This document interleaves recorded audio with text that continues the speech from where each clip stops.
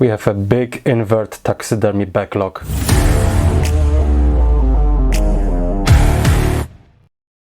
In our hobby, there is always something to do, sometimes through unexpected circumstances and coincidences. This week was not far from that observation. Our freezer needs to be defrosted, and I thought that this was a sign to finally preserve and mount the dead inverts that were waiting in it. It can be surprising how much backlog can gather just because there is no need to hurry. A freezer is a useful tool in invert keeping, if you plan to give a shot in taxidermy. It kills off pathogens, mites and fly larvae, which will probably already be inside the dead animal, no matter how fast you are.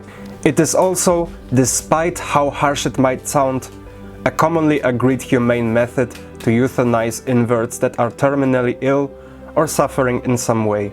That was also the case with the Mantis I am preserving in this video, a Deroplatys desiccata, or giant dead leaf mantis. She lived a full life, but I saw that old age slowly got her.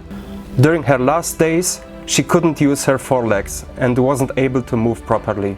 The decision to euthanize her in the freezer was painful, but necessary, since she was twitching on the ground, nearly motionless, with mites already starting to eat her. I just couldn't watch her suffering from being eaten alive. This was so far the only time I had to make such a tough decision. Hopefully this won't happen so often. And of course, I started with the most challenging invert to mount and preserve.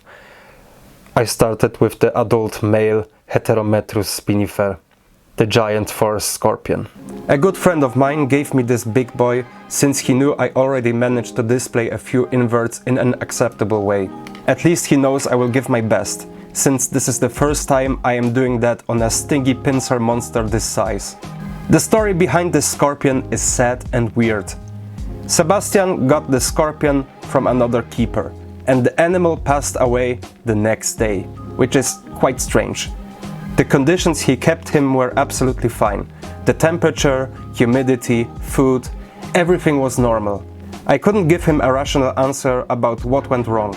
My only suspicion was the big temperature differences while transporting this beast.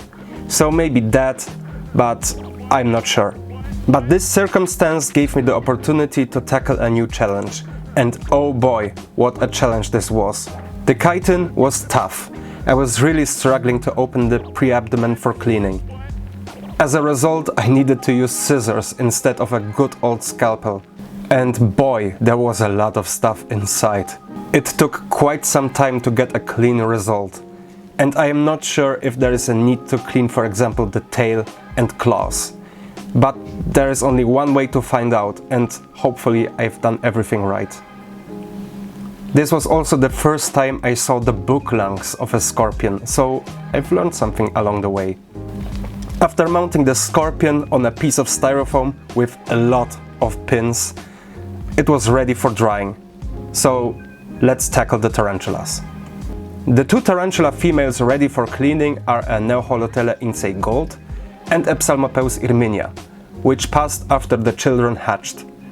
This whole situation is still a mystery for me. They were eating normally, they had water, but despite that, they died. Maybe they were too weak after the egg sac, maybe they were a bit too young as mothers. I am not sure, and I would love to get the opinion of more experienced tarantula breeders. The adult male is a Ceratogyrus darlingi. I tried to give him to other breeders, but nobody seemed interested. If you are taking a closer look at his abdomen, you can see that mites already started to eat the tarantula. I was hesitant to preserve this specimen, but thinking about it, it would be a bit of a shame to not try it. After all, mounting adult male tarantulas is a lot easier, since you don't need to clean the abdomen. So, we will see what will come out of that. If you would like to learn more about tarantula taxidermy, I did a video about that, how I preserved and mounted a female and male Caribena versicolor, so pachow, there you go. Let's get to the mantis. I've already preserved mantids in the past when I was younger, and there are definitely some things you need to keep in mind. Mantids rot away very fast, so you need to make that decision quick or store the dead animal in a freezer. The abdomen and compound eyes like to blacken while drying, and I still haven't figured out a method to preserve a mantis in good shape. This is also the first time I am cleaning the abdomen of a mantis, and believe me, compared to the previous inverts, the smell is strong. I was also worried that I could break the legs while spreading them. They are very delicate, so if you do that, be careful. I also tried to open the wings of the mantis to show its full beauty, so I tried to use the same method as I used for the dead Samia ricini. The result is a bit disappointing, but every skill needs practice. I hope everything will turn out well in the end. By the time I am editing this video, the inverts are still drying, and there is a noticeable aroma near them, especially the scorpion. Not really pleasant, but I think there is no way to avoid that. I noticed that it takes quite some time for big insects and arachnids to dry, so you need to stay patient and not rush it. This also gives me time to get the frames for them. Unfortunately, my local shop didn't have them this week, so better luck next time. For the tarantulas, there is a long-term taxidermy plan. I want to display a male and female of the same species next to each other. I found out they make an excellent educational tool to talk about the differences in spider anatomy between male and female specimen. And the Psalmopoeus irminia is a great example, since the dimorphism between males and females is very strong.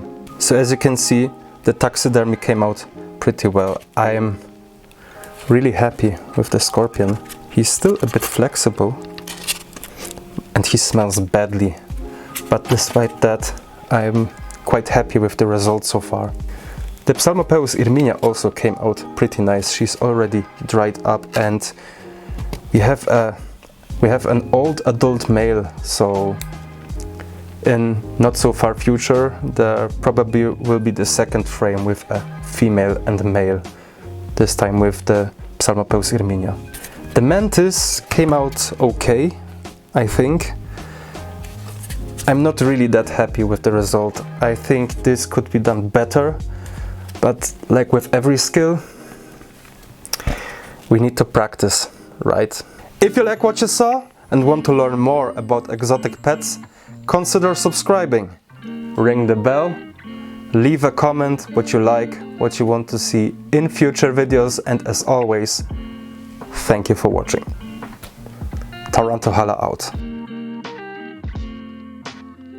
Leave a comment what you like. Every time.